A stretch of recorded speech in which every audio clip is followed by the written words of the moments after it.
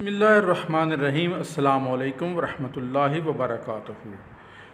एक अमल करने की वजह से अल्लाह तबारक व तआला की तरफ से बहुत बड़ा इनाम।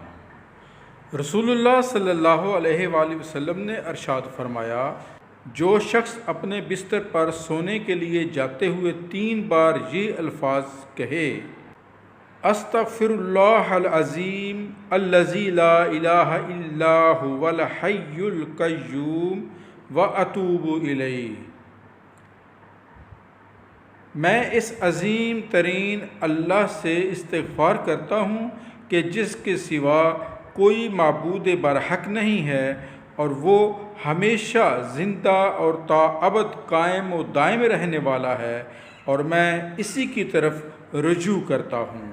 अल्लाह इसके गुनाह बख्श देगा, अगर से वो गुनाह समंदर की झाग की तरह बेशुमार हों, अगरचे वो गुनाह दरख्त के पत्तों की तादाद के बराबर हों, अगरचे वो गुनाह इकट्ठा रेत के ज़र्रों की तादाद में हों, अगरचे वो दुनिया के दिनों के बराबर हों।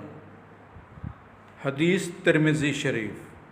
अल्लाह तबारक व तआला हमें अमल की तौफ़ीक़ अता फ़रमाए। आमीन सुम्मा आमीन। जज़ाकल्लाह।